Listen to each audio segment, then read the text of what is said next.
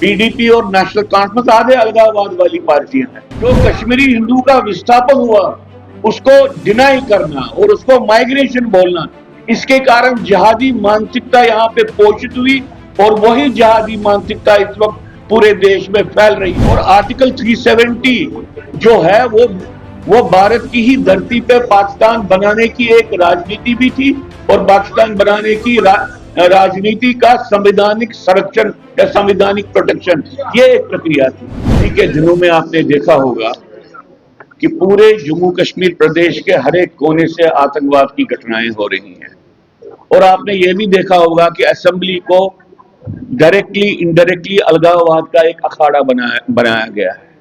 एक ऐसी परिस्थिति का निर्माण हो रहा है जहां पे एक विद्रोह की मानसिकता और विद्रोह का जिसको आप आतंकवाद वो सामने आ रहा है।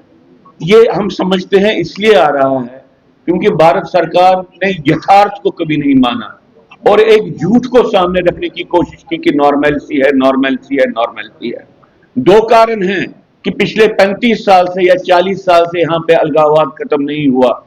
वो दो बातें हैं कि एक तो भारत सरकार की जो का सामरिक दृष्टिकोण है, आधे अलगाववाद को राष्ट्रवाद की संज्ञा देना। धारा 370 के बारे में जो राजनीति है वो कहीं सेकुलरिज्म को प्रतिपादित करने वाली राजनीति नहीं है।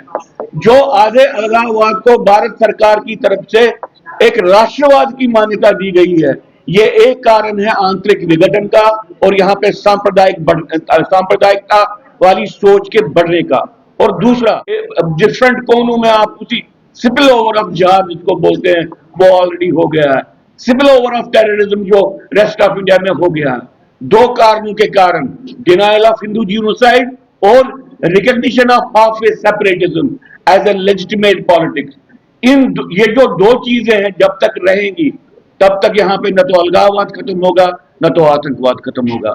इसलिए हम कह रहे हैं, हमने कहा है कि अब एक समय आया है भारत सरकार समझे कि उनको नया स्टेट नहीं बनाना, उनको जो एग्जिस्टिंग जम्मू कश्मीर की यूनियन टेरिटरी है इसका नया पुनर्गठन करना पड़ेगा और उस पुनर्गठन में कश्मीर घाटी में कश्मीरी हिंदुओं के लिए एक यूनियन टेरिटरी का निर्माण करना पड़ेगा वितस्ता नदी के पूर्व और उत्तर क्षेत्र में, और जम्मू को अलग राज्य बनाना पड़ेगा।